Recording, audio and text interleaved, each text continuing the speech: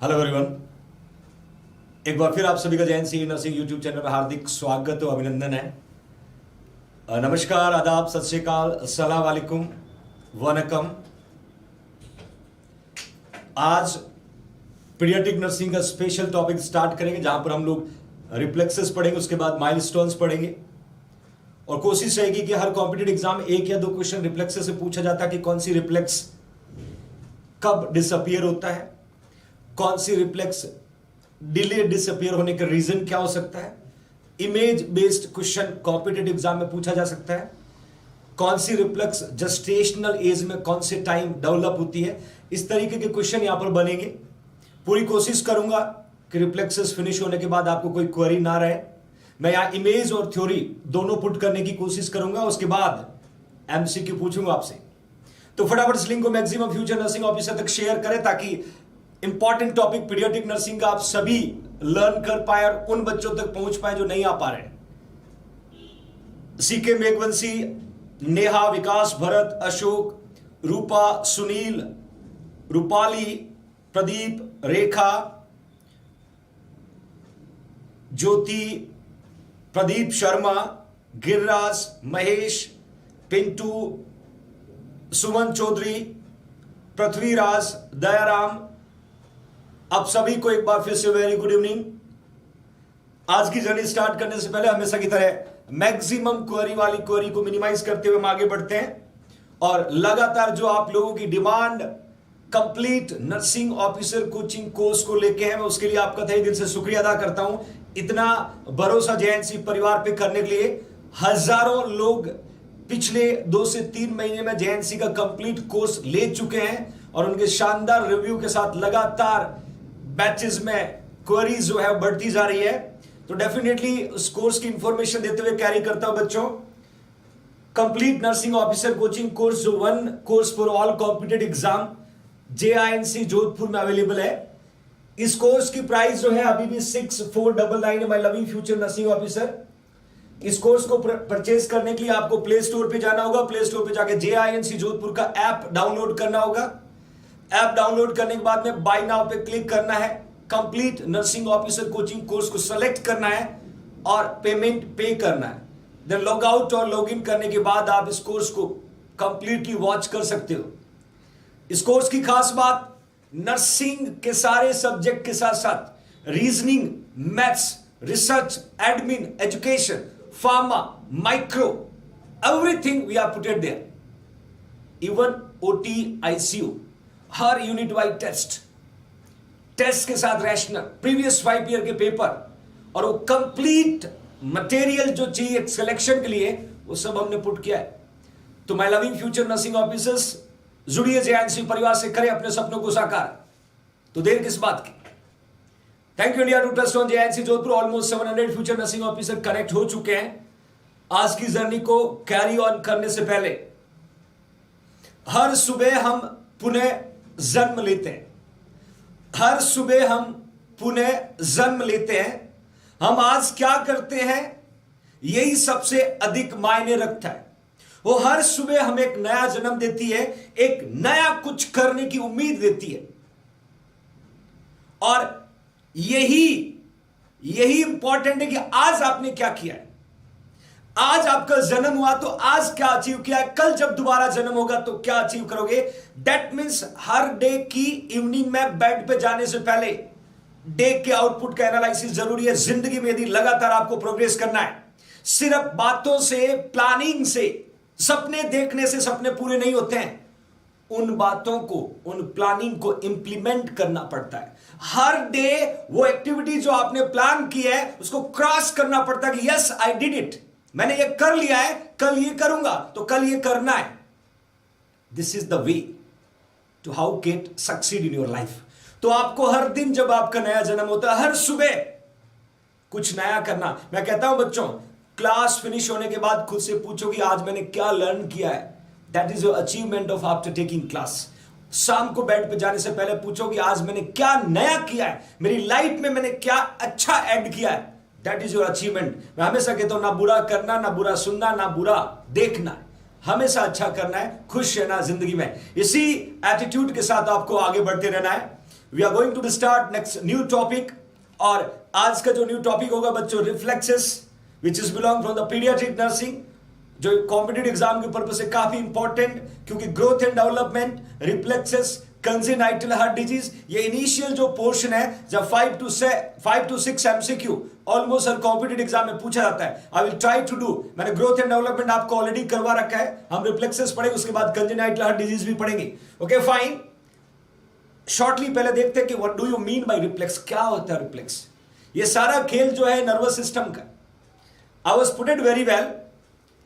Reflexes का मतलब, जो रिफ्लेक्सेस का मूवमेंट होगा वो बच्चों इनवॉलेंटरी मूवमेंट होगा, ध्यान रखना। This is your competitive exam MCQ. पहला ही क्वेश्चन यहां पर बनता है कि रिफ्लेक्स जो है हम चाह करके रिफ्लेक्ट नहीं करते, that is a involuntary movement. और ये रिफ्लेक्सेस, ज्यादातर रिफ्लेक्सेस जो होगा बर्थ के 4 to 6 मंथ के बाद डिसअपियर हो जाती है। जैसे जैसे आपका नर्वस सिस्टम प्रॉपर फंक्शन करने लगता है, the reflexes is going to be disappear. That means my loving future nursing officer question पूछेंगे कि रिफ्लेक्सेस का जो रिस्पॉन्ड होता है कौन सा बच्चों, इनवॉलेंटरी और ऑटोमेटिक। ये टर्म्स आपको याद रखना। ये पहला क्वेश्चन कॉम्पिटिटिव एग्जाम में पूछा जा सकता है कि रिफ्लेक्स के मूवमेंट कौन से, वॉलेंटरी या इनवॉलेंटरी। तो आपको आंसर पुट करना बच्चों इनवॉलेंटरी, मतलब अपने आप। Involuntary or automatic action that your body does is respond to the something without your even having to think about.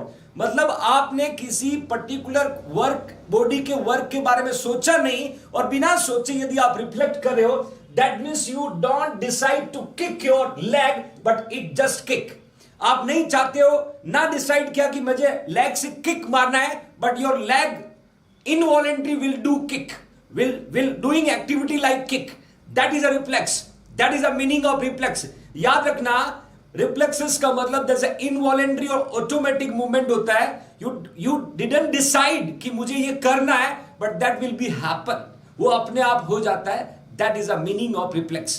अब हम बात करते हैं my loving future nursing officer कि what do you mean by newborn और infant reflex। मैंने exactly पहले आपको reflex का meaning बताया। रिफ्लेक्स में पहला क्वेश्चन बनता है कि ये कौन सा मूवमेंट होता है, तो इनवॉलंटरी पुट करना है। दूसरा, my loving future nursing officer, I would put it very well, newborn और infant reflexes are reflexes baby is born with, और it tell us how well that nervous system is functioning and developing. That means when nervous system cannot completely function, तब reflex present होगा। जब nervous system completely function करने लग जाएगा तो ये automatic system हट जाएगा, ये इनवॉलेंटरी रिफ्लेक्सेस हट जाएगा। तो हमेशा याद रखना, ये नर्वस सिस्टम के फंक्शन के इंप्रूवमेंट को, पर्टिकुलर फंक्शन को डेवलप होने को रिफ्लेक्ट करता है। जब नर्वस सिस्टम कंप्लीटली मैच्योर हो जाता है तो धीरे धीरे आपकी ये रिफ्लेक्सेस बच्चों क्या होने लगती है, डिसअपियर होने लगती है। इस तरीके के क्वेश्चन कॉम्पिटिटिव एग्जाम में पूछे जाते हैं। We are going to see exactly neonatal reflex और जिसको हम प्रीमेटिव, देखिए मैं प्रोटेक्टिव और प्रीमेटिव दो तरह की रिफ्लेक्सेस आपको पढ़ाऊंगा बच्चों। प्रीमेटिव रिफ्लेक्सेस के बारे में पढ़ेंगे, मैं यहां पर प्रोटेक्टिव रिफ्लेक्सेस के बारे में भी पढ़ाऊंगा। प्रीमेटिव रिफ्लेक्सेस का मतलब are present at birth. Definitely दोनों ही एट बर्थ प्रेजेंट होता है। Present at birth are gradually inhibited by the higher centre into the brain during first 3 to 12 month of postnatal life. मतलब जब बच्चे का बर्थ हो गया, बर्थ होने के नेक्स्ट बच्चों 3 to 12 मंथ की जो पोस्ट नेटल लाइफ होगा, इस लाइफ में ऑलमोस्ट जो रिफ्लेक्सेस है वो ग्रेजुअली डिसअपियर हो जाएगा, इनहिबिट हो जाएगी, फंक्शन उनके लॉस हो जाएंगे। That means my loving future nursing officers, upon neonatal reflexes को प्रीमेटिव रिफ्लेक्सेस के नाम से प्रोनाउंस कर सकते हैं। एक मैं आपको पढ़ाऊंगा बच्चों प्रोटेक्टिव, एक आपको पढ़ाऊंगा प्रोटेक्टिव रिफ्लेक्स। आगे पढ़ेंगे हम furtherly, we are going to see कि कौन कौन सी रिफ्लेक्सेस होगा। तो that is exactly meaning we can see. अब एक इमेज पुट किया है, इस इमेज को देख के आपको फटाफट आंसर पुट करना है कि ये कौन सी रिफ्लेक्स है बच्चों, ये कौन सी रिफ्लेक्स है। Put the answer everybody, then will go in detail. हम एक एक उस पॉइंट को डिस्कस करेंगे जो कॉम्पिटिटिव एग्जाम में पूछा जाता है। आपको फटाफट इस रिफ्लेक्स का आंसर पुट करना। बेबी लुक्स फ्रंट, और बेबी के जस्ट लिप्स के साइड में टच किया जा रहा है, और बेबी उस तरफ टर्न करके माउथ को ओपन कर रहा है। इस रिफ्लेक्स को किस नाम से प्रोनाउंस करते हैं? फटाफट आंसर पुट करिएगा। What is the name of that reflex? क्योंकि एग्जाम में इमेज बेस्ड क्वेश्चन भी आते हैं, एग्जाम में थ्योरी बेस्ड क्वेश्चन भी आते हैं। मैं दोनों क्वेश्चन को किस तरीके से सॉल्व किया जाता है बच्चों में I will discuss with you. तो फटाफट आंसर पुट करना कि ये कौन सी रिफ्लेक्स है। इमेज को देखे क्या बात है, ऑलमोस्ट बच्चों ने रूटीन रिफ्लेक्स पुट किया है। लगभग 1200 फ्यूचर नर्सिंग ऑफिसर क्लास को वॉच करें बच्चों। फटाफट लाइक करना ना भूलें, लाइक एंड सब्सक्राइब। और एक स्पेशल इंस्ट्रक्शन मैं आपको देता हूं, आज क्लास को खत्म होने के बाद जेआईएनसी जोधपुर का ऐप डाउनलोड करना ना भूलें। जरूर आप जेआईएनसी जोधपुर का ऐप डाउनलोड करें प्ले स्टोर से। ऐप डाउनलोड करने के बाद में वहां रेटिंग देना होता है। व्हाट यू थिंक अबाउट जेआईएनसी, क्या सोचते हो आप जेआईएनसी के बारे में, जरूर रेटिंग पुट करना ना भूलें। चाहे वो 1 स्टार पुट करें चाहे 5 स्टार, क्या आप सोचते हो जेएनसी के बारे में, जरूर पुट करिएगा। ये आपका असाइनमेंट है my loving future nursing officer. Class finish होने के बाद प्ले स्टोर पे जाके जेएनसी जोधपुर का ऐप डाउनलोड करके वहां रेटिंग पुट करना है। क्या सोचते हो आप जेएनसी के बारे में, वो लिखना है। That is a way how your JNC going to be progress. ये आपकी रिस्पॉन्सिबिलिटी है। आप सभी लोगों ने रूटीन रिफ्लेक्स पुट किया, my loving future nursing officer, बिल्कुल सही आंसर। हम इसको सकिंग रिफ्लेक्स के नाम से भी प्रोनाउंस कर सकते हैं। रूटीन को बच्चों हम सकिंग रिफ्लेक्स भी बोल सकते हैं। और ये मेनली रोल प्ले करता है बच्चों ब्रेस्ट फीडिंग में। क्वेश्चन कॉम्पिटिटिव एग्जाम का रूटीन रिफ्लेक्स जब हम चेक करेंगे एग्जामिनर, तो तरीका बताऊंगा। रूटीन रिफ्लेक्स और सकिंग रिफ्लेक्स को will commonly use during breast feeding. Mother के ब्रेस्ट को सक करने में ये रिफ्लेक्स मेजर रोल प्ले करता है बच्चों।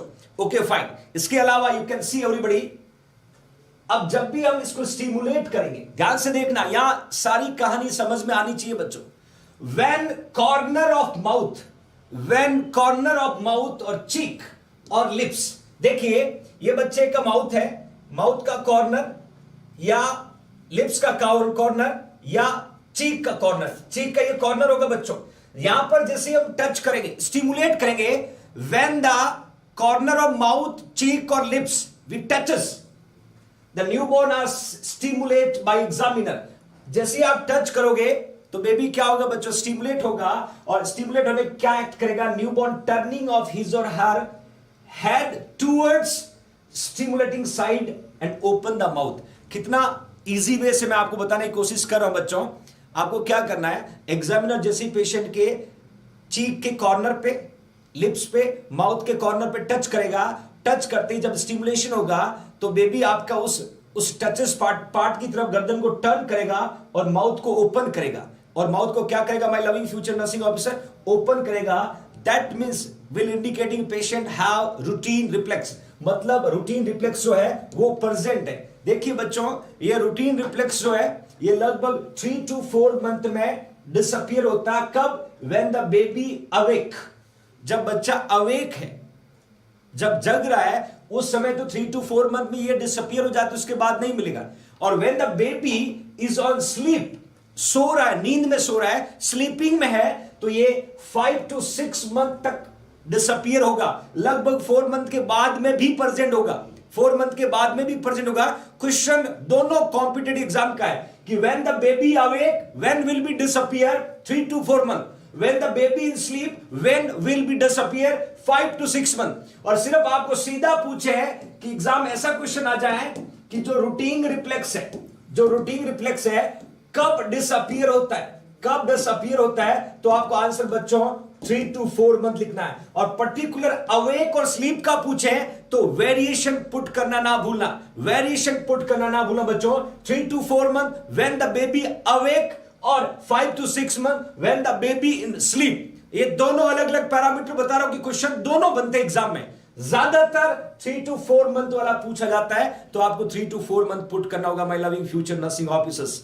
Gate it everybody? Okay fine, will move further. हम बात करें बच्चों रूटीन रिफ्लेक्स और we can say sucking reflex की बात कर रहे हैं। कुछ बच्चों में ये रिफ्लेक्स अब्सेंट होती है। आप जब भी टच करोगे कॉर्नर ऑफ लिप्स को, माउथ को और चीक को, बेबी कैन नॉट रिस्पॉन्डिंग, तो दैट मीन्स ये रिफ्लेक्स क्या होगा बच्चों, अब्सेंट होगा। और मैंने क्लियरली लिखा है यदि ये रिफ्लेक्स बच्चों अब्सेंट है, यदि ये रिफ्लेक्स अब्सेंट है तो क्या इंडिकेट करता है, ये ब्रेन डैमेज को इंडिकेट करता है बच्चों। ये ब्रेन डैमेज को इंडिकेट करता है। जब पेशेंट का ब्रेन डैमेज हो जाता है the patient can not able to regulate the reflexes. और ये लिखा बच्चों आफ्टर बोथ साइड टचेस, मतलब आपने पहले राइट साइड में टच किया, बेबी ने रिस्पॉन्ड नहीं किया, फिर आपने लेफ्ट साइड में टच किया, फिर भी बेबी ने रिस्पॉन्ड नहीं किया, दैट मींस ब्रेन डैमेज है। वन साइडेड रिस्पॉन्ड नहीं करना वी कैन नॉट से, बट जब बोथ साइड आपने देखा, पहले आपने राइट साइड देखा, फिर आपने लेफ्ट साइड देखा, बट बेबी ने दोनों तरफ रिस्पॉन्ड नहीं किया, इसका मतलब ब्रेन क्या हो जाएगा बच्चों, डैमेज हो रखा है। इस तरीके से क्वेश्चन आपको कॉम्पिटिटिव एग्जाम में पूछा जा सकता है। Okay fine. अब क्या होता है, ये रूटीन रिफ्लेक्स जो है, रूटीन रिफ्लेक्स कभी कभी यदि पर्टिकुलर टाइम पे फाइंड आउट नहीं हुआ तो कुछ एबनॉर्मलिटी को इंडिकेट कर सकता है। एक तो मैंने यहां पर पुट किया बच्चों, ये ब्रेन डैमेज को रिफ्लेक्ट करता है, और यदि ब्रेन डैमेज नहीं है तो पर्टिकुलर नर्व डैमेज हो सकता है, पर्टिकुलर नर्व डैमेज हो सकता है। तो मैंने यहां हिंट पुट किया बच्चों, ध्यान से देखना, मैंने लिखा है यदि एसिमेट्रिकल, एसिमेट्रिकल का मतलब क्या होता है बच्चों, ये बच्चे का फेस है, ये बच्चे का फेस है, ये बच्चे का लिप्स है, आपने, ये आपका राइट साइड है, सॉरी लेफ्ट साइड है, यू कैन सी एवरीबॉडी, ये आपका बच्चों लेफ्ट साइड है, ये आपका राइट साइड है। जब आपने बेबी के लिप्स के राइट साइड भी टच किया, रिस्पॉन्ड नहीं मिला, लेफ्ट साइड भी टच किया, रिस्पॉन्ड नहीं मिला, इसका मतलब क्या था, ब्रेन डैमेज। और यदि ये एसिमेट्री है, एसिमेट्री का मतलब एक तरफ रिस्पॉन्ड कर रहा है और एक तरफ रिस्पॉन्ड नहीं कर रहा। ध्यान से सुनिएगा, कॉम्पिटिटिव एग्जाम का क्वेश्चन बता रहा हूं, my loving future nursing officer. यदि आपने बेबी को टच किया, अगेन मैं पुट करा बच्चों, अगेन पुट कराऊं, ये बेबी है, ये बेबी के लिप्स है, ये बेबी के लिप्स है, और आपने, ये आपका राइट साइड है, ये आपका लेफ्ट साइड है। जैसे आपने राइट साइड में टच किया, जैसे आपने राइट साइड में टच किया, तो बेबी नॉट रिस्पॉन्डिंग, ध्यान से देखिए बच्चों, नॉट रिस्पॉन्डिंग, नॉट रिस्पॉन्डिंग। वही आपने लेफ्ट साइड में जैसे ही टच किया, लेफ्ट साइड में जैसे ही टच किया, तो बेबी ने क्या किया, रिस्पॉन्ड किया, बेबी ने क्या किया, रिस्पॉन्ड किया। इसका मतलब एबनॉर्मलिटी एक तरफ है, एबनॉर्मलिटी एक तरफ है। ये किस कंडीशन में हो सकता है, that means when asymmetrical routine reflex find out, तो क्या इंडिकेट कर सकती है बच्चों, याद रखना, one died normal, other side damage. एक तरफ जो है one not died, find, one find, एक तरफ नॉर्मल फाइंड आउट हुआ, एक तरफ रिस्पॉन्ड नहीं कर रहा है, इसका मतलब उस पेशेंट को क्या हो सकता है बच्चों, बेल्स पाल्सी हो सकता है। क्या हो सकता है बच्चों, बेल्स पाल्सी हो सकता है। मैंने एक इमेज पुट किया बच्चों, मैं एग्जैक्टली बताऊंगा बेल्स पाल्सी के बारे में भी। तो बेल्स पाल्सी इंडिकेट करेगा कब, जब रूटीन रिफ्लेक्स एसिमेट्रिकल है बच्चों। एसिमेट्रिकल का मतलब वन साइडेड प्रेजेंट है, अनदर साइड एब्सेंट है, that will be indicating Bell's palsy. इसका दूसरा नाम है एक्यूट पेरिफेरल फेशियल पाल्सी। ये दोनों नाम से क्वेश्चन पुट कर सकते हैं। बेल्स पाल्सी का ही दूसरा नाम है बच्चों एक्यूट पेरिफेरल पाल्सी। एग्जैक्टली देखा जाए तो Bell's palsy occur due to damage of seventh cranial nerve. आप सबको पता है बच्चों, सेवंथ क्रेनियल नर्व को हम बोलते हैं फेशियल नर्व। जब हम पढ़ते हैं 12th पेयर या 12 पेयर ऑफ क्रेनियल नर्व, हम 12 पेयर क्रेनियल नर्व पढ़ते हैं, जिसमें याद रखने का तरीका भी बच्चों मैं आपको बता देता हूं फटाफट। You can see everybody, you can see everybody, जब हम बात करें 12 pair of cranial nerve, 12 pair cranial nerve का मतलब होता है O3T2 आशीष के फादर वेरी गुड वाह। देखिए ये 12 पेयर क्रेनियल नर्व, ध्यान से सुनिएगा, बहुत सारे क्वेश्चन यहां पर क्लियर हो जाएंगे। O3T2 AFVGVH, सिंपली भाषा में ओटी में आशीष के फादर, ध्यान से सुनिएगा बच्चों, ओटी में आशीष के फादर वेरी गुड वाह। याद रखने का तरीका बता रहा हूं, ओटी में आशीष के फादर वेरी गुड वाह, that is a way how to remember. अब यहां O3 करना, T2 करना, ओटी में आशीष के फादर वेरी गुड वाह, इससे आपको 12 पेयर क्रेनियल नर्व याद हो जाएगा। मैं आगे बहुत सारे ऐसी चीजें आपको बताऊंगा कॉम्पिटिटिव पर्पस के। O3 से याद रखना, एक हम पढ़ते बच्चों ऑल फैक्ट्री, एक पढ़ते ऑल फैक्ट्री, दूसरा पढ़ते बच्चों ऑप्टिक, और तीसरा पढ़ते ऑक्यूलोमोटर, तीसरा पढ़ते हैं ऑक्यूलोमोटर। तो ये हो गया O3। दैट मींस ओटी में आशीष के फादर, वेरी गुड, वाह क्या बात है ज्योति सैनी बच्चा, बहुत बढ़िया। टी से याद रखना ट्रॉक्लियर, टी से याद रखना ट्रॉक्लियर और ट्राइजीमिनल, क्या याद रखना बच्चों, ट्राइजीमिनल। ऑल्फैक्टिक, ऑप्टिक, ऑक्यूलोमोटर, ट्रॉक्लियर, ट्राइजीमिनल। ओटी से क्लियर हो गया, O3 T2। ओटी में आशीष के फादर, ए से याद रखना अब्ड्यूसेंस, ए से याद रखना बच्चों अब्ड्यूसेंस। देन फादर से याद रखना फेशियल, फादर से याद रखना बच्चों facial, you can see facial nerve. Then OT में आशीष के फादर, वी से याद रखना वेस्टिबुलो कॉक्लियर, वी से याद रखना बच्चों वेस्टिबुलो कॉक्लियर, वेस्टिबुलो कॉक्लियर नर्व। देन जी से याद रखना ग्लोसोफेरिंजियल, जी से याद रखना ग्लोसोफेरिंजियल, ग्लोसोफेरिंजियल नर्व। वी से याद रखना बच्चों वेगस, वी से याद रखना वेगस। ए से याद रखना एसेसरी और एच से याद रखना hypoglossal, hypoglossal. This is the 12 pair of cranial nerve. That is a way how to remember my loving future nursing officer. OT में आशीष के फादर, वेरी गुड, वाह।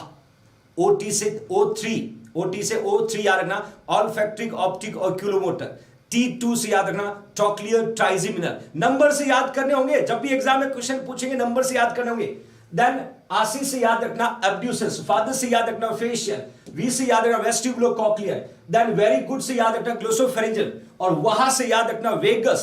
ए से याद रखना एसेसरी, एच से याद रखना hypoglossal. Never forget, this is a way how to remember cranial nerve. I hope everybody get the right answer, कभी भी भूलना मत। ओटी में आशीष के फादर, वेरी गुड, वहां का मतलब पूरे क्रेनियल नर्व याद। और इन सब में वेगस नर्व को बोलते हैं longest cranial nerve.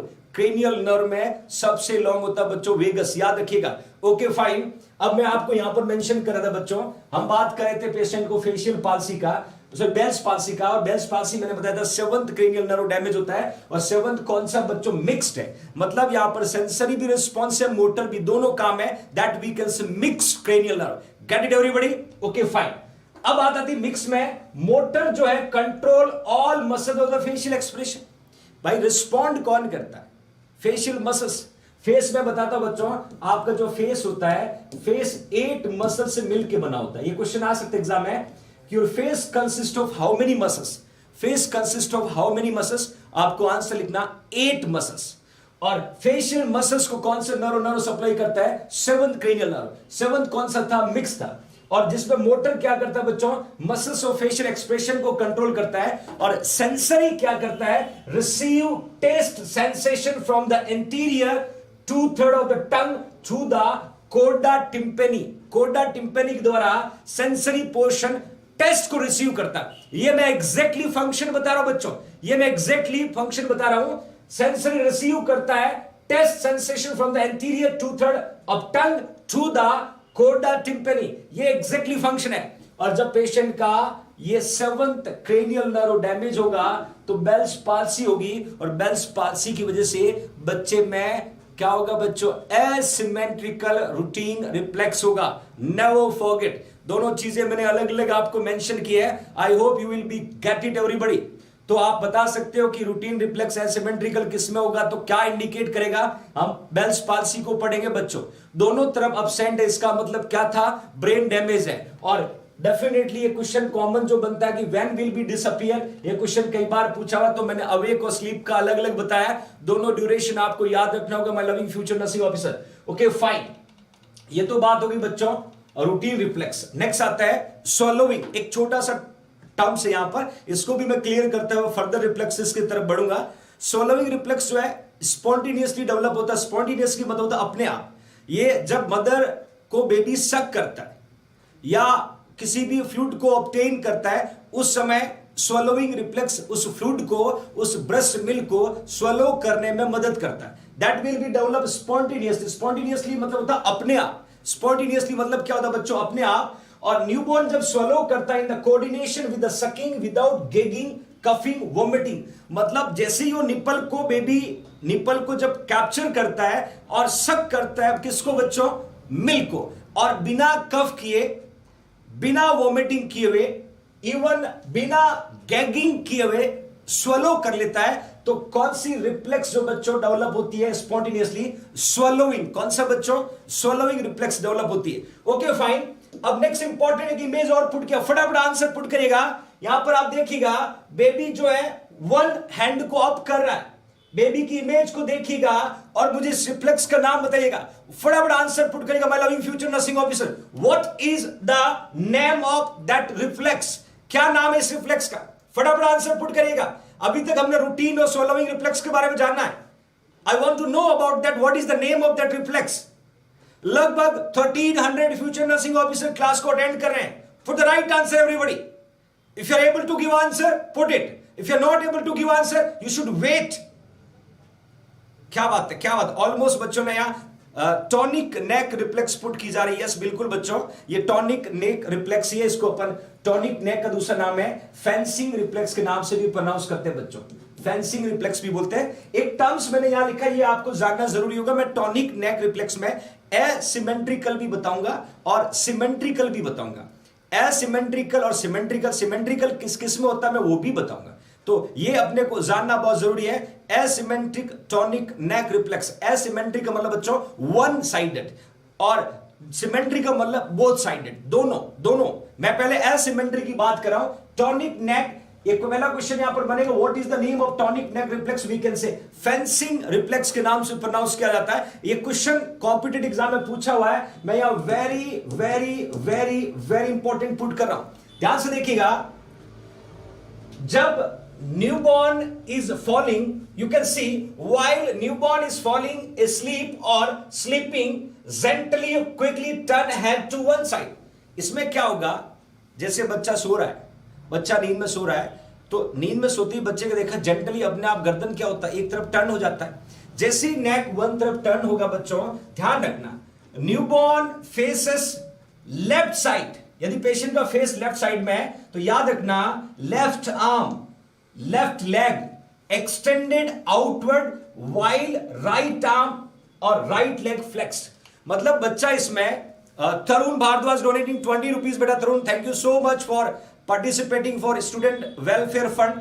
Thank you Tarun. मतलब क्या है कि बच्चा लेफ्ट साइड में सोया, तो लेफ्ट साइड में सोएगा तो लेफ्ट हैंड जो है और लेफ्ट लेग है, ये दोनों क्या होगा बच्चों, एक्सटेंड होगा, और राइट साइड की जो एक्सट्रीमिटीज होगा वो फ्लेक्स्ड होगा। ध्यान से देखो, when the baby sleeping on the left side, बच्चे की गर्दन लेफ्ट साइड में टर्न है, तो लेफ्ट हैंड, हाथ क्या होगा, लेफ्ट हैंड क्या होगा, एक्सटेंड होगा, लेफ्ट लेग ही क्या होगा बच्चों, एक्सटेंड होगा, और राइट हैंड जो है वो फ्लेक्स होगा। राइट हैंड क्या होगा बच्चों, फ्लेक्स्ड होगा। That we can say when the baby is on left side. Just opposite हम बात करें बच्चों, when the baby had turn on right side, तो राइट आर्म और राइट लेग क्या होगा, आउटवर्ड, और लेफ्ट वाला क्या होगा, फ्लेक्स्ड। लेफ्ट वाला क्या होगा, फ्लेक्स। ध्यान से देखिएगा, मैं इसको इजी वे में पुट कर रहा हूं, my loving future nursing officer. देखिए ये बच्चा है, ये बच्चे की गर्दन है, ये उसके दोनों हाथ और दोनों पैर में बनाता हूं बच्चों, यहां पर ये पेशेंट के लेग है। यदि बेबी का जो फेस है ये राइट साइड में टर्न हुआ, राइट साइड में टर्न हुआ कब, जब बच्चा स्लीपिंग में, जब बच्चा सोने में गया, तो राइट हैंड जो है, और राइट हैंड क्या होगा बच्चों, एक्सटेंडेड होगा। क्या होगा, एक्सटेंडेड होगा, और राइट लेग भी क्या होगा बच्चों, एक्सटेंडेड होगा, एक्सटेंडेड होगा। ये राइट साइड की बात कर रहा हूं। वही लेफ्ट आर्म जो क्या होगा, लेफ्ट हैंड क्या होगा बच्चों, ये फ्लेक्स्ड होगा। लेफ्ट लेग भी क्या होगा बच्चों, फ्लेक्स्ड होगा। लेफ्ट लेग भी क्या होगा, फ्लेक्स्ड होगा। कब, when the baby is on right side. Just opposite होगा, जब बेबी का लेफ्ट साइड में फेस होगा तो लेफ्ट हैंड एक्सटेंड होगा, लेफ्ट लेग एक्सटेंड होगा, और राइट साइड वाली एक्सट्रीमिटीज क्या होगी बच्चों, फ्लेक्स होगी। इस रिफ्लेक्स का नाम क्या होगा, टॉनिक नेक रिफ्लेक्स। क्या नाम है बच्चों, tonic neck reflex. I was putted very well, और मैंने एसिमेट्रिकल पुट किया, दोनों कंडीशन मैंने पुट किया। बड़े आसानी से आप इसको याद कर सकते हो, राइट और लेफ्ट मैंने दोनों तरफ की पुट किए बच्चों। अब ये डिसअपियर कब होता है, तो एग्जाम में आता है बच्चों 3 to 4 मंथ। काफी ऐसी रिफ्लेक्सेस है जो 3 to 4 मंथ में डिसअपियर होती है। This is your competitive exam MCQ. When the tonic neck reflex या that we can say fencing reflex going to be disappear, तो आपको आंसर क्या पुट करना होगा, 3 to 4 मंथ, 3 से 4 महीने में ये रिफ्लेक्सेस जो है डिसअपियर होती है। ये मैं बच्चों बात कर रहा हूं एसिमेट्री। एसिमेट्री का मतलब वन साइडेड, जब आप एक्सटेंड होगे तो अनदर साइड आप फ्लेक्स्ड होगे। Get it? मतलब जिस तरफ आप एक्सटेंड होंगे उसकी दूसरी तरफ आप क्या होंगे बच्चों? फ्लेक्स होंगे। बात होती है अपर और लोअर एक्सट्रीमिटीज की। यहां तक कोई क्वेरी नहीं आना चाहिए, क्योंकि आने वाला जो नेक्स्ट स्लाइड्स है that's have lots of MCQ, वहां बहुत सारे क्वेश्चन मैं आपके साथ शेयर करूंगा। ये नॉर्मल पहले आपको समझ में आना चाहिए, डिसअपियर कब होता है ये भी आपको समझ में आना चाहिए, ताकि हम नेक्स्ट स्लाइड्स में बहुत सारे क्वेश्चन को पैरेलल डिस्कस कर सकें। ओके फाइन, यहां तक कोई क्वेरी नहीं my loving future nursing officer. अब यहां पर आप देखिएगा, अब यहां बच्चा जब खुद को आगे की ओर डाउन करता है तो लेग और हैंड्स के एक्सट्रीमिटीज जो है वो एक साथ वर्क कर रही। वहां क्या था? ऑपोजिट साइड था। तो इसको हम क्या बोलेंगे बच्चों? If after 3 to 4 months does not disappear, मतलब नॉर्मली 3 से 4 महीने में टॉनिक नेक रिफ्लेक्स डिसअपियर हो जाती है। If does not disappear is converted in a symmetrical tonic neck reflex, मतलब यदि 3 से 4 महीने में ये रिफ्लेक्स डिसअपियर नहीं होगा तो दोनों हाथ साथ में एक्सटेंड होंगे, साथ में फ्लेक्स होंगे, दोनों लेग साथ में एक्सटेंड होंगे, साथ में फ्लेक्स होंगे। तो ये कंडीशन डेवलप हो जाती है when does not disappear after 3 to 4 months, that is a tonic neck reflex. तो किस में कन्वर्ट हो जाएगा बच्चों? सिमेट्रिकल। ये दोनों का डिफरेंस जानना बहुत जरूरी है। डिफरेंस यदि पता होगा तो आप इजीली अंडरस्टैंड कर पाएंगे। ओके फाइन, अब मैंने क्लियरली मेंशन किया है। फिर कब डिसअपियर होगा बच्चों? 9 months।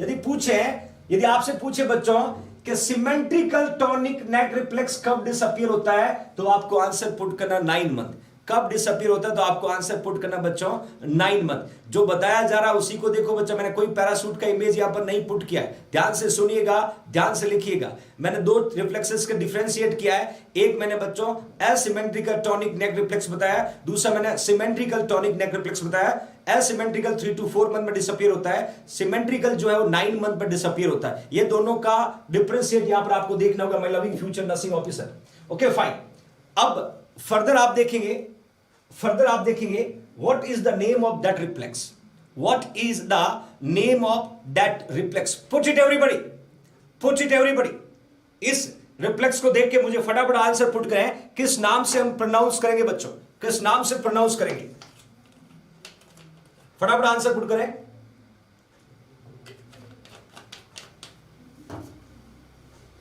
बच्चों याद रखिएगा 10 जनवरी को स्पेशल क्लास होगी आप लोगों के लिए, जिसमें स्पेशल स्मार्ट 100 एमसीक्यू आपके साथ में डिस्कस करूंगा।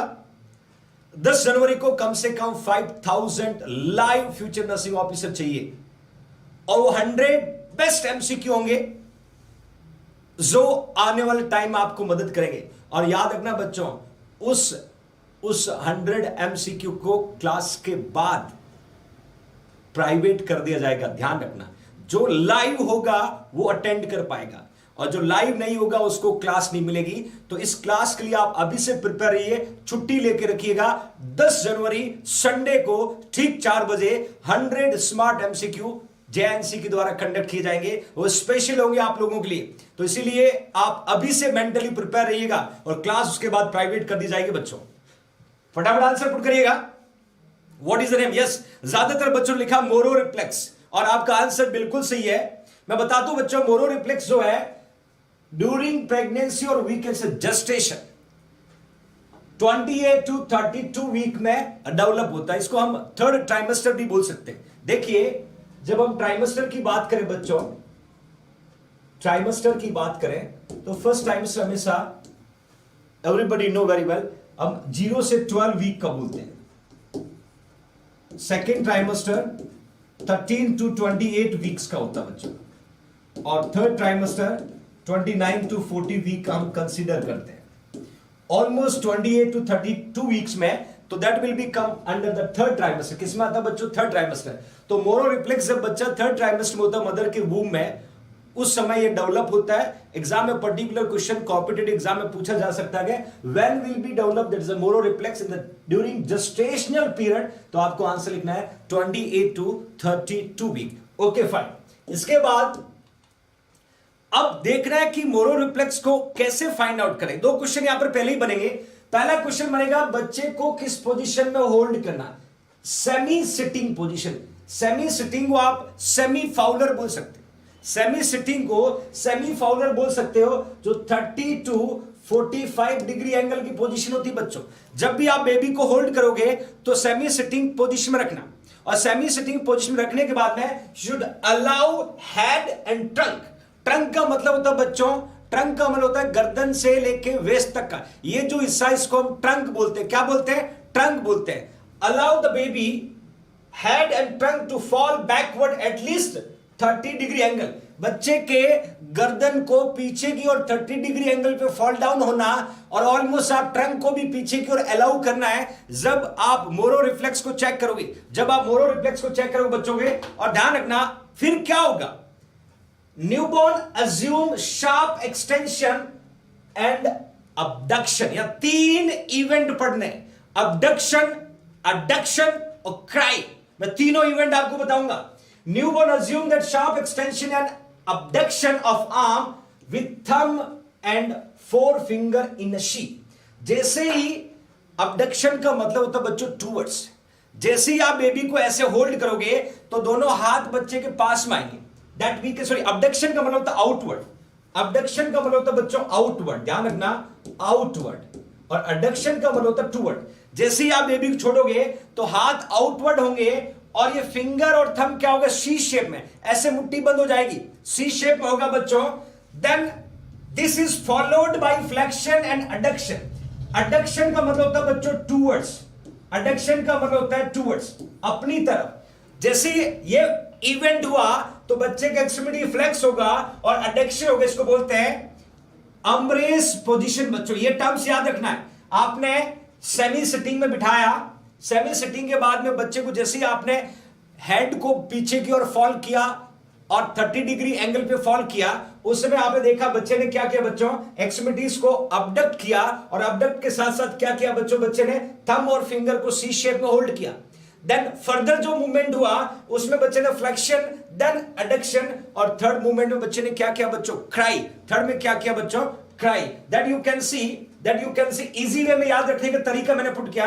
यदि आर्म्स को बाहर की ओर स्प्रेड करा सबसे पहले उसको अडप्शन बोलते हैं, और जब पुल करा उसको अडक्शन बोलते हैं, और थर्ड स्टेप पे बच्चों यूजुअली क्या करता है, क्राई करता है। ये तीनों स्टेप्स जब बेबी प्रॉपर कर पा रहा है, इसका मतलब मोरो रिफ्लेक्स प्रेजेंट है, इसका मतलब मोरो रिफ्लेक्स प्रेजेंट है। एक एक वो मीनिंग यहां पर मेजर रोल प्ले करती है इस तरीके के रिफ्लेक्स को लर्न करने में। पहला स्टेप में याद रखना बच्चों, अबडक्शन का मतलब अवे, हाथ दूर की ओर जाएगा और इस तरीके से सी शेप में दोनों हाथ बंद हो जाएंगे। दूसरे में अडक्शन हुआ, और तीसरे में बेबी क्या करेगा बच्चों, क्राई करेगा। ये तीनों इवेंट प्रेजेंट है, that means the baby does have Moro reflex. मैं बताऊंगा ऐसी बहुत सारी कंडीशन है जिसमें मोरो रिफ्लेक्स अब्सेंट होता है, इवन वी कैन से मोरो रिफ्लेक्स प्रेजेंट नहीं होता है। बट जब नॉर्मल नहीं पता होगा, we can not able to understand abnormalities, disappear या delay development of the brain हम नहीं पता कर पाएंगे, इसलिए याद जानना जरूरी है। 3 इवेंट, पहला इवेंट बच्चों अबडक्शन, दूसरा अडक्शन, तीसरा क्राई। अबडक्शन में याद रखना सी शेप पोजीशन लेता है फिंगर और थंब का। देन अडक्शन में याद रखना बच्चों फ्लेक्शन करता है, और थर्ड में बच्चा क्या करता है बच्चों, क्राई करता है। You get it everybody? Okay fine, will move further. ये बच्चों मैंने यहां पर बात की है नॉर्मल मोरो रिफ्लेक्स की। कुछ और कैरेक्टरिस्टिक मैं आपको बताना चाहूंगा। ए बॉडी जर्क मोशन में be respond between 8 to 18 week. Almost 8 to 18 week में ये जर्क मूवमेंट को फाइंड आउट कर सकते हैं अपन। बट डिसअपियर का क्वेश्चन आएगा तो आपको आंसर लिखना बच्चों 6 मंथ। ये क्वेश्चन कॉम्पिटिटिव एग्जाम का very very very very important. When the Moro reflex disappear, तो यह आपको 6 मंथ मेंशन करना है। अभी तक हम 3 to 4 मंथ को कंसीडर करते आ रहे थे। दैट वी कैन से, यदि बात करें बच्चों मोरो रिफ्लेक्स का डिसअपियर होता है 6 मंथ में। ये तो हमने बात की नॉर्मल पैरामीटर की। अब ऐसी बहुत सारी कंडीशंस होती है जहां Moro reflex find out proper नहीं होता है। क्या क्या कंडीशन उसमें हम पढ़ेंगे, ध्यान से देखिएगा। If the persistent response lasting more than 6 month में बी इंडिकेटिंग न्यूरोलॉजिकल एब्नॉर्मलिटीज। यदि 6 महीने में डिसअपियर हो गया, इसका मतलब तो मोरो रिफ्लेक्स ठीक था, नॉर्मल था, और नर्वस सिस्टम का डेवलपमेंट प्रॉपर हो रहा है। और यदि 6 मंथ तक डिसअपियर नहीं हुआ तो ब्रेन का डिले डेवलपमेंट की वजह से ये कंडीशन कॉज हुआ। मतलब ब्रेन के जो फंक्शन प्रॉपर टाइम में डेवलप होना चाहिए वो नहीं हो पाया, तो ये कंडीशन कॉज हुआ। That we can say delay developmental can cause persistent respond increase for lasting more than 6 month। Exactly Moro reflex का डिसअपीयर कब हो जाना चाहिए बच्चों? 6 मंथ में। नहीं हुआ इसका मतलब कुछ गड़बड़ कहां है बच्चों? ब्रेन में। लोचा कहां है? ब्रेन में। ब्रेन जो है वो डिलेड डिसअपीयर है। Okay fine. अब आता है किस किस कंडीशन को रिफ्लेक्ट करता है। यदि 6 मंथ में मोरो रिफ्लेक्स डिसअपीयर नहीं हुआ, देखिए क्या क्या एब्नॉर्मलिटीज हो सकती है। सेरिब्रल पाल्सी बच्चों याद रखिएगा, सेरिब्रल पाल्सी जो है ये जब बच्चा मदर के वूम में होता है, while baby in वूम of mother, उस समय बेबी का क्या हो गया बच्चों? Brain damage. ब्रेन डैमेज जब बच्चा मदर के वूम में, मदर के यूट्रस में है और उसका ब्रेन डैमेज हुआ, और ब्रेन में भी कौन सा पार्ट बच्चों? White matter. ब्रेन में भी कौन सा पार्ट बच्चों? White matter. आपने सुना होगा व्हाइट मैटर और ग्रे मैटर पढ़ा होगा। ब्रेन में भी व्हाइट मैटर डैमेज हुआ, और डैमेज क्यों हुआ? Due to lack of blood supply.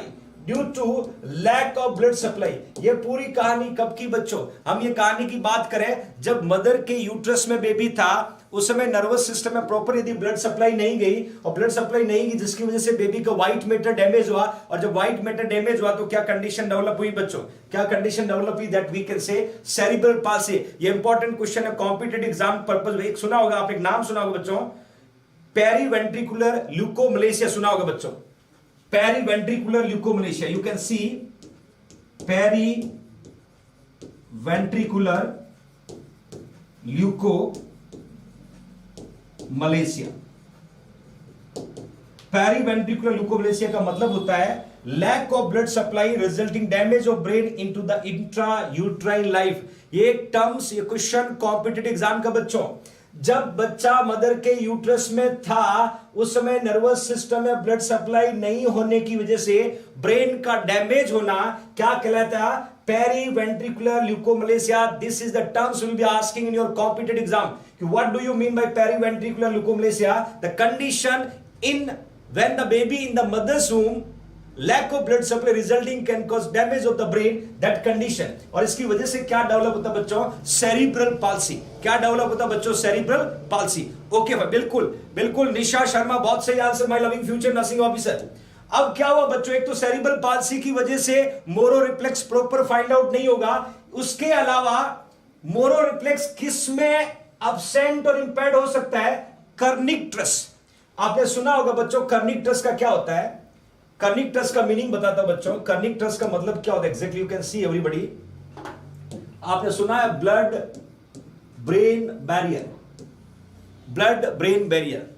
एक तरफ आपने सुना होगा हाइड्रोप्स फैटालिस। हाइड्रोप्स फैटालिस। एक सुना होगा कर्निक्टरस। कर्निक्टरस। ये कहानी कब होगा? When the RH negative mother receive RH positive. और ये RH पॉजिटिव कब बच्चों? Second time. एक RH नेगेटिव मदर है, वो second time RH positive baby को रिसीव कर रही है, तो क्या होगा बच्चों? मैटरनल जो है, मैटरनल एंटीबॉडी किसमें चला जाएगा? फीटल ब्लड में। किसमें चला जाएगा बच्चों? फीटल ब्लड में। और वहां पर जाके क्या कर देगा? हीमोलाइसिस। क्या कर देगा बच्चों? हीमोलाइसिस। हीमोलाइसिस का मतलब होता है ब्रेक डाउन ऑफ आरबीसी। जब आरबीसी ब्रेक डाउन होगा तो क्या बनेगा बच्चों? बिलिरुबिन। बिलिरुबिन। और ये जो बिलिरुबिन है ये एक्सेसिव अमाउंट में बनेगा। क्या होगा? एक्सेसिव। और ये बिलिरुबिन क्या करेगा बच्चों? क्रॉस करेगा ब्लड ब्रेन बैरियर और कहां पहुंच जाएगा? ब्रेन में पहुंच जाएगा। और ब्रेन को क्या कर देगा बच्चों? डैमेज कर देगा। ब्रेन को क्या कर देगा? डैमेज कर देगा। और जब ब्रेन डैमेज हो जाएगा तो पेशेंट में मोरो रिफ्लेक्स क्या होगा बच्चों? एब्सेंट होगा। ध्यान से सुनना, एक बार फिर से बता रहा हूं, ध्यान से सुनना, एक बार फिर से बता रहा बच्चों। RH नेगेटिव मदर है और second time RH positive baby को रिसीव किया। क्यों? First baby escaping from the complication. पहले बच्चे को कोई कॉम्प्लिकेशन नहीं हुआ, सेकंड बेबी उसने रिसीव किया है, तो डेफिनेटली मैटरनल जो ब्लड था उसमें एंटीबॉडी प्रेजेंट था, वो किसमें चला गया बच्चों, फीटल ब्लड में, और फीटल ब्लड में जाके उसने क्या कर दिया, हीमोलाइसिस। और हीमोलाइसिस का मतलब क्या होता है, ब्रेक डाउन ऑफ आरबीसी। और जैसे हीमोलाइसिस करेगा तो डेफिनेटली आरबीसी ब्रेक होती है, हीमोग्लोबिन और बिलिरुबिन बनता है। बिलिरुबिन किस में कन्वर्ट होता है बच्चों, बिलिरुबिन में कन्वर्ट होता है। और बिलिरुबिन क्या क्रॉस करेगा, ये ब्लड ब्रेन बैरियर को क्रॉस करेगा। ब्लड ब्रेन बैरियर ब्रेन को प्रोटेक्ट करने का काम करता है। जब ये ब्लड ब्रेन बैरियर को क्रॉस करके ब्रेन में पहुंचेगा तो क्या करेगा बच्चों, ब्रेन डैमेज करेगा। और जब ब्रेन डैमेज हो जाएगा तो मोरो रिफ्लेक्स क्या होगा, अब्सेंट होगा। क्या होगा, अब्सेंट होगा। इस तरीके के क्वेश्चन कॉम्पिटिटिव एग्जाम में आपको पूछा जा सकता है। Okay fine. इसके अलावा मैंने पुट किया बच्चों, ध्यान से देखिएगा, एसिमेट्रिकल किसमें होगा, एसिमेट्रिकल का मतलब मोनो रिफ्लेक्स जो है बराबर प्रेजेंट नहीं होगा। तो क्या इंडिकेट कर सकता है बच्चों, यदि बेबी का क्लेविकल फ्रैक्चर है, यदि बेबी का क्लेविकल फ्रैक्चर है तो डेफिनेटली पेशेंट के जो हैंड है ना तो अबडक्ट हो पा रहे होंगे ना एडक्शन। एक तरफ से तो हो रहा है, दूसरी तरफ नहीं हो रहा है, तभी तो इसको हम क्या बोलते हैं बच्चों, एसिमेट्रिकल। क्या बोलते हैं, एसिमेट्रिकल। डेफिनेटली एक तरफ प्रेजेंट होगा, दूसरी तरफ प्रेजेंट नहीं होगा। मतलब यदि पेशेंट को राइट क्लेविकल में फ्रैक्चर है तो राइट हैंड में अबडक्शन और एडक्शन प्रॉपर नहीं होगा, लेफ्ट में प्रॉपर होगा। That we can say asymmetrical. What we can say, asymmetrical. देखिएगा, क्लेविकल फ्रैक्चर हो सकता है। दूसरा बच्चों ह्यूमरस फ्रैक्चर हो सकता है, दूसरा ह्यूमरस फ्रैक्चर हो सकता है। यदि बेबी का ह्यूमरस ब्रेकडाउन होगा तो भी बेबी अबडक्शन और एडक्शन नहीं कर पाएगा, तो एक तरफ मोरो रिफ्लेक्स अब्सेंट होगा, दूसरी तरफ प्रेजेंट होगा। ये छोटी छोटी क्वेश्चन जो कॉम्पिटिटिव एग्जाम में पूछा था बच्चों, क्लेविकल हो गया, ह्यूमरस हो गया। इसके अलावा मैंने काफी इंपॉर्टेंट पैरामीटर पुट किया। आपने सुना होगा, एक क्लम के पाल्सी सुना होगा बच्चों, आपने एग्जाम में पूछा। दूसरा आपने एरब्स पाल्सी सुना होगा। क्लम के पाल्सी और इरब्स पाल्सी वाले बच्चे में भी मोरो रिफ्लेक्स एसिमेट्रिकल होता है, एक तरफ प्रेजेंट एक तरफ अब्सेंट। जिधर क्लम के पाल्सी उसका ऑपोजिट प्रेजेंट, जिधर इरब्स पाल्सी उसका ऑपोजिट प्रेजेंट। ये दोनों वो इंडिकेट करता है asymmetrical of Moro reflex. My loving future nursing officer, here you can see everybody, you can सी। मैंने लिखा बच्चों, आपने सुना होगा शोल्डर डिस्टोशिया पढ़ा होगा, आपने शोल्डर डिस्टोसिया पढ़ा होगा बच्चों। और शोल्डर डिस्टोसिया में बेस्ट एग्जांपल एक तो आता है इरब्स पाल्सी और एक आता है क्लम के पाल्सी। ये दोनों की वजह से शोल्डर जो है वो डिस्टोसिया डेवलप हो जाता है। मैं दोनों का मीनिंग बताता हूं और लगभग 5 to 10 एमसीक्यू यहां पर पुट करूंगा, कम से कम 5 से 10 एमसीक्यू यहां पर पुट करूंगा जो आपको क्लम के पाल्सी और इरब्स पाल्सी से बिलोंग करते हैं। I hope will be get everybody, you can see. सबसे पहले मैं लिखा बच्चों ब्रेकियल पाल्सी, ब्रेकियल पाल्सी का दूसरा नाम है इरब्स पाल्सी। और Rajesh defaulter donating 20 rupees to the JNC student fund. Thank you so much Rajesh for contributing JNC student fund. That kind of expectation we will expect from your side. Brachial palsy, Erb's palsy, इसको waiter tip hand बोलते बच्चों। Waiter देखा होगा आपने, hotels में जब खाना खाने जाते हैं वेटर को देखा होगा। वेटर जब टिप मांगता है तो इस तरीके का मूवमेंट करता है, हाथ को ऐसे उल्टा करके टिप को लेके पॉकेट में डाल के आगे चला जाता है। इसको वेटर टिप हैंड भी बोलते हैं। यह क्वेश्चन कॉम्पिटिटिव एग्जाम का है। इरब्स पाल्सी, ब्रेकियल पाल्सी, तीसरा नाम waiter tip hand, waiter tip palsy के नाम से प्रोनाउंस किया जा सकता है। मैंने क्लियर मेंशन किया है, due to damage of brachial plexus. और ब्रेकियल प्लेक्सस में क्या डैमेज होगा, cervical 5th 6th 7th 8th और थोरेसिक 1। और ये जब डेवलप हो जाएगा तो बेबी में ग्रास्पिंग प्रेजेंट होगी, बच्चा ग्रास्प कर सकता है, ग्रास्पिंग प्रेजेंट होगी क्योंकि यहां अल्नर पोर्शन इन्वॉल्व नहीं हुआ, अल्नर पोर्शन इन्वॉल्व नहीं हुआ तो बच्चा ग्रास्पिंग कर सकता है। ये एक स्पेसिफिक फीचर से एग्जाम में पूछा जा सकता है। But brachial palsy, Erb's palsy, waiter tip palsy में याद रखना डैमेज क्या होगा, that is C5 C6 C7 C8 और T11। यहां पर आप देखिएगा C5 C6 C7 C8 और T11, ये वो स्पाइनल नर्व बच्चों। पूजा Yadav donating 21 rupees to the JNC Poor Student Fund. Thank you so much Pooja for your that kind of cooperation. You can see everybody, जब हम बच्चों स्पाइनल नर्व की बात करें, जब हम स्पाइनल नर्व की बात करें उसमें आपने देखा होगा बच्चों 8 पेयर जो है वो कौन सा होता है, सर्वाइकल होता है। क्या होता है बच्चों, सर्वाइकल। हम उसी की बात करें C5 C6 CA7 और C8, इसमें से डैमेज होंगे और थोरेसिक 1 डैमेज होगा। इसका मतलब बच्चे को क्या होगा बच्चों, इरेप्स पाल्सी होगा। वेटर जिस तरफ ये पाल्सी होगा उस तरफ का हाथ जो है इस तरीके से दिखेगा, उसको हम वेटर टिप हैंड बोलते हैं बच्चों। क्या बोलते हैं, वेटर टिप हैंड बोलते हैं। Okay fine, will move further. दूसरा मैंने लिखा है बच्चों क्लम्प के पाल्सी और क्लम्प के पैरालाइसिस। इसमें लिखा है क्लॉ हैंड। देखिए क्लॉ हैंड, आपने कभी किसी पक्षी को उड़ता हुआ देखा होगा। क्लॉ का मतलब होता है ये जो लिटिल फिंगर है और near to the little finger है, ये दोनों हाथ ऐसे, ये फिंगर ऐसे हो जाएगा क्योंकि क्लम्प के पाल्सी में बच्चों अल्नर ब्रांच इन्वॉल्व हो रहा है। अल्नर ब्रांच इन्वॉल्व हो रहा है, दैट वी कैसे क्ले हैंड बोलते हैं, क्लो हैंड बोलते हैं, due to damage of C8 और T1। यहां पर देखिएगा Pooja Patel donating 20 rupees to the JNC student fund, thank you so much Pooja. Klumpke palsy और क्लम्प पे पैरालाइसिस में देखिएगा बच्चों, यहां पर देखिएगा एक तो अल्नर नर्व यहां पर इन्वॉल्व हो रहा है, उसके साथ मीडियल नर्व इन्वॉल्व हो रहा है। जब अल्नर नर्व इन्वॉल्व होगा तो लिटिल फिंगर के फंक्शन लॉस होंगे, और जब लिटिल फिंगर के फंक्शन लॉस होंगे तो आपकी ये फिंगर जो है ये दोनों इस तरीके से हो जाएगा, that we can say claw hand बोलते हैं बच्चों। That is your competitive exam question.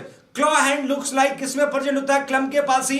Waiter tip hand किसमें होता है बच्चों, ब्रेकियल पाल्सी। दोनों कॉम्पिटेटिव एग्जाम के क्वेश्चन है, it will be coming your आने वाले एग्जाम में ये पूछे जा सकते हैं। ये भी ध्यान रखना कि क्या डैमेज होगा, C5 C6 C7 C8 और T1 के डैमेज से इरेप्स पाल्सी होगा बच्चों, और C8 और T1 के डैमेज की वजह से क्लम्प के पाल्सी होगा। इन दोनों की वजह से मोरो रिफ्लेक्स एसिमेट्री होगा, मतलब ये जिस तरफ होंगे उस तरफ मोरो रिफ्लेक्स अब्सेंट होगा, और ये जिस तरफ नहीं होंगे उधर मोरो रिफ्लेक्स प्रेजेंट होगा। ये एसिमेट्रिकल मोरो रिफ्लेक्स को रिफ्लेक्ट करते हैं my loving future nursing officers. Okay fine, image based question आपसे पूछा जा सकता है, और इसमें ग्रास्पिंग प्रेजेंट होगा। जब हम क्लम्प के पाल्सी की बात करते हैं बच्चों, तो क्लम्प के पाल्सी में मतलब 2 फिंगर इन्वॉल्व होते हैं, तो यहां आप ग्रास्प कर सकते हो, इन तीनों फिंगर से आप किसी भी पार्ट को ग्रास्प कर सकते हो। और वेटर टिप में क्या होता है बच्चों, आप उल्टा इस तरीके से आपका हाथ हो जाएगा, you can not able to grasp. Ashok Yadav donating 20 rupees to the JNC student fund, thank you so much my loving Ashok for your cooperation और contribution to the JNC student fund, thank you Ashok Yadav. तो याद रखिएगा बच्चों दोनों में डिफरेंस, ग्रास्पिंग प्रेजेंट मतलब brachial palsy, grasping absent का मतलब क्लम्प के पाल्सी। क्लम्प के पाल्सी C8 और T1 के डैमेज की वजह से होता है, और ब्रेकियल पाल्सी बच्चों C5 C6 C7 C8 और T1 के डैमेज की वजह से होते हैं। और इन दोनों की कॉज क्या हो सकता है, to damage of the brachial plexus, to damage of the brachial plexus. इस तरीके के क्वेश्चन आपको कॉम्पिटेटिव एग्जाम में पूछे जा सकते हैं my loving future nursing officer. हमने यहां पर मोरो रिफ्लेक्स की बात की, हम मोरो रिफ्लेक्स पढ़ रहे थे। ओके फाइन, नेक्स्ट इस इमेज को देख के आपको बताना बच्चों, फटाफट आंसर देना है, ये इमेज कौन से रिफ्लेक्स को रिप्रेजेंट करता है, ये इमेज कौन से रिफ्लेक्स को रिप्रेजेंट करता है my loving future nursing officer. मैं हमेशा कहता हूं बच्चों 1 आवर जेआईएनसी को देना 24 आवर्स में, और उस 1 आवर्स के बाद खुद से पूछना कि आज तूने क्या पढ़ा, आज तूने क्या सीखा। और यदि आपको जिस दिन आउटपुट ना फील हो उस दिन चैनल पे पढ़ना छोड़ देना बच्चों। मैं हर क्लास में कोशिश करूंगा कि जब आप 1 आवर के बाद खुद से पूछें कि आज मैंने क्या लर्न किया है, तो आपका कॉन्फिडेंस धीरे धीरे इंक्रीज हो और आपकी प्रॉपर्टी की इनकम धीरे धीरे बढ़ते बढ़ते आपकी प्रॉपर्टी भी इंक्रीज हो। आपकी प्रॉपर्टी क्या है बच्चों, आपका नॉलेज है, और आपके नॉलेज को बढ़ाने के लिए मैं निरंतर इसी तरीके से कोशिश करता रहूंगा ताकि जिंदगी में आप अपनी प्रॉपर्टी को बढ़ा सके। मैं कोई चार्ज नहीं लूंगा आपसे, बस आपका प्यार और स्नेह हमेशा ऐसे ही बना रहे, आपका भरोसा जेएनसी परिवार पे हमेशा ऐसा ही बना रहे, और इसी भरोसे के लिए जेएनसी की तरफ से जी जान से लगातार आपको बेस्ट वो कंटेंट आप तक पहुंचाने की कोशिश की जाएगी जो आप जिंदगी में आगे बढ़े तो आप में कंट्रीब्यूट कर सके। और कभी हारना मत, कभी पीछे मुड़ के मत देखना, जो सोचा है जो देखा है, जो करना है वो 2021 में करना है। ये अपना ड्रीम ईयर है बच्चों, सपनों का साल है और इस साल में सपनों को पूरा करना है। अपने पास 12 महीने का वक्त है और इस 12 महीने को सही यूटिलाइज किया तो आप बच्चों साइकिल से फ्लाइट पे जा सकते हो, और इस 12 महीने में आपने अपने आप को गलत चीजों में डाइवर्ट कर दिया तो आप फ्लाइट से साइकिल पे आ सकते हो। वक्त आपका है, डिसीजन आपका है और आपके हाथ में ये करना आपके लिए पॉसिबल होगा। यदि आपको साइकिल से फ्लाइट पे जाना है तो मेहनत और बढ़ाएं, कंसिस्टेंसी, हार्डवर्क करें, लगातार पढ़ें, डेली 5 बजे उठें और 5 बजे उठने के बाद में डेली के स्टडी के बाद अपने आप को प्लान करेंगे आज शाम तक मुझे क्या करना है। मैंने कहा था बच्चों, सिर्फ पढ़ाई से या किताबी कीड़ा बनने से इंसान नहीं कहलाता है। आपको पढ़ाई के साथ साथ अपने आप को ग्रूम करना है, पर्सनालिटी को ग्रो अप करना है। वे ऑफ टॉकिंग क्या आपका, वे ऑफ वॉकिंग क्या आपका, वे ऑफ आपका लिविंग कैसा, रहना सहना कैसा है, लोगों के साथ आपका आईपीआर कैसा है, दूसरों के बारे में आप क्या सोचते हो, ये हर छोटे छोटे कैरेक्टरिस्टिक आप पर्सनालिटी को गुम करते हैं। यदि आप दूसरों का बुरा करोगे मतलब आप खुद बुरे हो, आपकी सोच बुरी होगी इसलिए आप बुराई करते हो। इसलिए मैं हमेशा कहता हूं, ना बुरा सोचना, ना बुरा करना, ना बुरा देखना, हमेशा किसी का भला करना, खुद को एक जिंदगी में लगातार मेहनत करते हुए इंसान के रूप में आगे बढ़ाना। Pushpa donating 40 rupees to the JNC student fund, thank you so much Pushpa, और ये आपका भरोसा हमेशा कायम रहे। मैं बार बार याद दिला रहा हूं बच्चों, 10 जनवरी को 5000 लाइव और स्पेशल घोषणाएं उस दिन होगी, आपको स्पेशल ऑफर मिलेगा, आपको बहुत कुछ होने वाला है और उसके साथ 100 स्मार्ट एमसीक्यू की क्लास भी होगी जो आपको सिलेक्शन तक लेके जाएगा। तो इसको ज्यादा से ज्यादा फ्यूचर नर्सिंग ऑफिसर तक इस डेट को, इस टाइम को स्प्रेड करें ताकि जेआईएनसी का सपना भी पूरा हो, आपका सपना भी पूरा हो और उस दिन वो चमत्कार हो जो आप जिंदगी भर याद रखें, वो खूबसूरत लम्हे आपकी जिंदगी में दे जो आप जिंदगी भर जहां भी बैठे याद रखें। मैं उम्मीद करूंगा 10 तारीख को आप इस सपने को पूरा करोगे, my loving future nursing officer. Carry on करते हैं, सब बच्चों ने राइट आंसर पुट किया। मैंने यहां पर इस रिप्लेस का नाम बच्चों पाल्मर पुट किया। मैं आपको पाल्मर ग्राफ्सिंग भी बताऊंगा, आपको मैं प्लांटर के बारे में बताऊंगा। दोनों में थोड़ा बहुत डिफरेंस है, पाल्मर और प्लांटर। याद रखना, पाल्म किसमें होता है बच्चों, हाथ में होता, तो ये पाल्मर रिफ्लेक्स यहां देखेंगे, प्लांटर कहां देखेंगे, सोल में देखेंगे, फुट में देखेंगे। तो दोनों रिफ्लेक्स कब डिसअपियर होती है, दोनों रिफ्लेक्स की इमेज बताऊंगा, स्पेशल बनने वाला क्वेश्चन यहां पर पुट करूंगा आपको। ध्यान से देखिए, पाल्मर ग्राफ्सिंग, ग्राफ्सिंग का मतलब होता है बच्चों टाइट से पकड़ना, किसी भी पार्ट को टाइट से पकड़ना। Dashrath Kumar donating 40 rupees to the JNC student fund, thank you so much Dashrath. तो पाल्मर ग्रास्पिंग रिफ्लेक्स जो रहेगा, my loving future nursing officer, you can see everybody, I was putted place a finger in the palm of the newborn's hand. मतलब कुछ नहीं करना, बच्चे के हाथ में आपको फिंगर को प्लेस करना।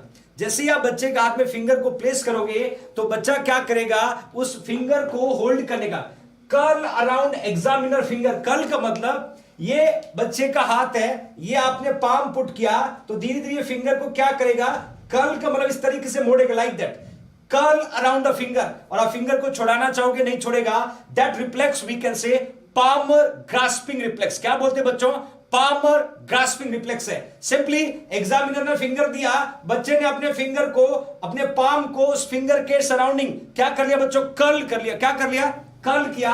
और ये डिसअपियर कब होगा बच्चों, 3 to 4 मंथ होगा। इसको पामर ग्रास्पिंग रिफ्लेक्स कहते हैं। मैं प्लांटर और पामर में डिफरेंस बताऊंगा, इस इमेज को ध्यान से देखिएगा। और मैं यहां very very very very important put कर रहा हूं for your competitive exam. What do you mean by palming grasping reflex? Baby Neha, good evening dear. अब नेक्स्ट इमेज को देखिएगा बच्चों, नेक्स्ट इमेज को देखिएगा, find out it everybody, find out it everybody. मैंने आपको पामिंग रिफ्लेक्स बताया, मैंने पामिंग ग्रास्पिंग रिफ्लेक्स बताया, और इसका नाम क्या होगा बच्चों, इसका नाम क्या होगा? Baby Neha Gupta, good evening dear. What is the name of the reflex? Yes yes, बिल्कुल सही, दैट इज अ बच्चों प्लांटर ग्राफ्स। इसको हम क्या बोलेंगे, प्लांटर। याद रखना, प्लांटर से याद रखना सोल, पाम से याद रखना hand, hand we can say palm. और place the finger at base of the toe. देखिए, इस टो के बेस में फिंगर को प्लेस किया, और प्लेस करते ही newborn toes curl downward. Newborn का टोज क्या होगा, डाउनवर्ड कर्ल होगा। That reflex we can say plantar, that reflex we can say plantar, और प्लांटर जो है वो 8 मंथ में डिसअपियर होती है बच्चों, 8 मंथ में डिसअपियर होती। दोनों का डिफरेंस जानना जरूरी है। प्लांटर का डिसअपियरिंग कब होता है, पामर का डिसअपियरिंग कब होता है, दोनों में लिटिल बिट कंफ्यूजन है। जैसे पाम या पाम ग्रास्पिंग की बात करें तो आपको पाम को याद रखना है, हैंड को। प्लांटर की बात करें तो बच्चों आपको डाउन में याद रखना है, that we can say planter.